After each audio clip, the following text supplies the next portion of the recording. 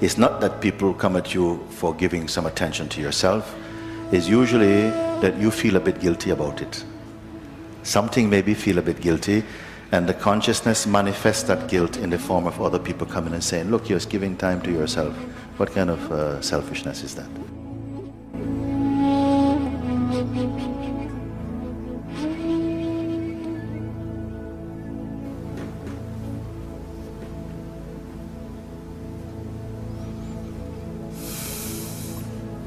Namaste.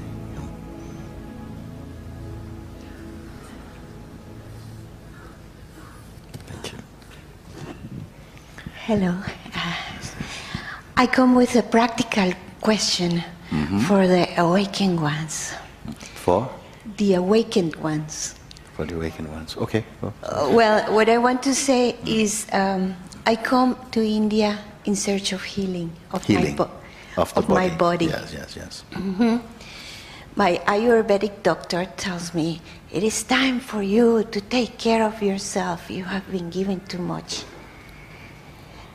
And I start giving myself priority. You start to give yourself priority. But then people get mad at me. Yes, why? I don't know. I gave myself something for my well-being, and then the response is other one. Usually what happens is that it's not that people come at you for giving some attention to yourself. It's usually that you feel a bit guilty about it. Something maybe feel a bit guilty, and the consciousness manifests that guilt in the form of other people coming and saying, look, you're giving time to yourself. What kind of selfishness is that?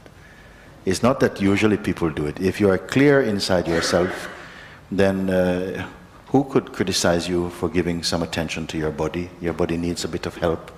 Maybe you're assisting people, and then now it's time, your own body needs some assistance, and you're giving this body some assistance, then who would complain?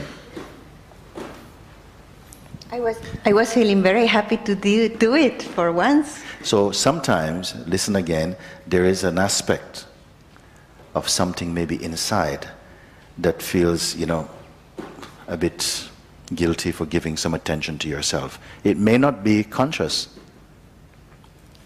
You understand what I'm speaking about here? It may not be conscious, but sometimes it comes up.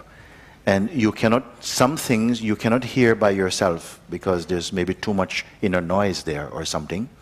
So consciousness manifests as an outer scenario so that you can see this thing. Sometimes it happens like this. But I don't know if anybody understands what I'm speaking. It can happen like that.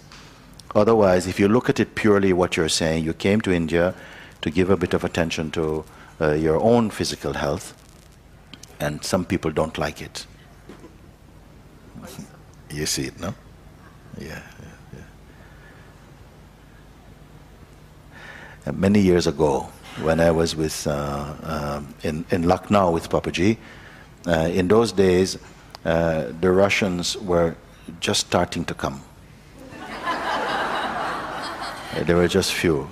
And what happened is, one man, I was sitting in one restaurant by myself, and one young Russian man came and he says, can I sit with you? I said, but of course, it's for you, come sit. So he sat down and he said, can I share something with you? I said, oh yes, He says, I'm from Russia. Today is my birthday. He says, I said, oh, happy birthday, very good.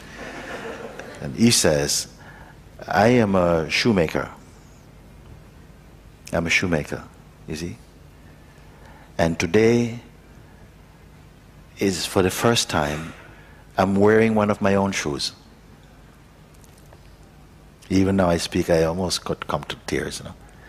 He said, today, for the first time, I am wearing one of my own shoes. Because in this village where I grew up, he says, we are not encouraged to do anything for yourself. You must do something for everybody. And it sounds good, because also in my own culture, you're shown, educated to respect your elders, to do this, and I have not regretted it. But it can go to extremes. And in his case, he said, no, always you do something for someone. Now he's come and he's met Papaji, and something is stirring, start to come up. Maybe some suppressed emotion, something. And so he was saying, for the first time, I am wearing one of my own shoes. And it was nice shoes also, it looked very cute. It was very, very, very good. Now times must have changed, attitudes are changing very quickly. That is in 1993, this conversation took place. You see? Sometimes you're doing something for many people, maybe this is your way. You want to help, you like to be in service, maybe. But then when it's time to serve your own body, and something feels not, it's not good. So like this, sometimes it can come like this. It feels like people are coming to you. They don't go to anybody else with these things because they wouldn't be given the time of day. But with you, they come. And somebody says something like that, and you may ask this person, you may see them 6 months, 6 weeks later, 6 days later, and you may say, listen, this thing you said really hurt me.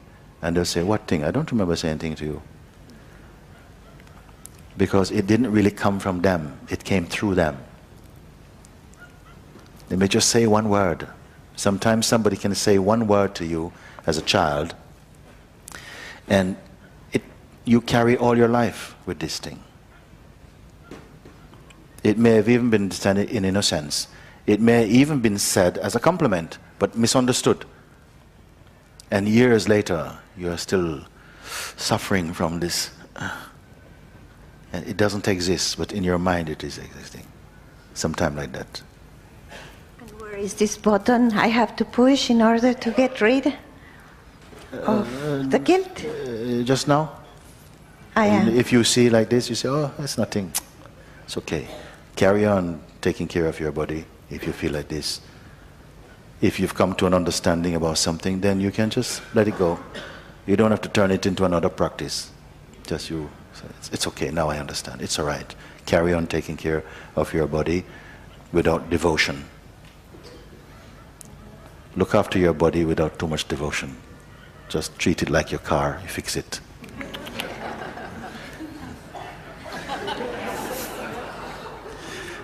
Keep your devotion for the one who dwells here.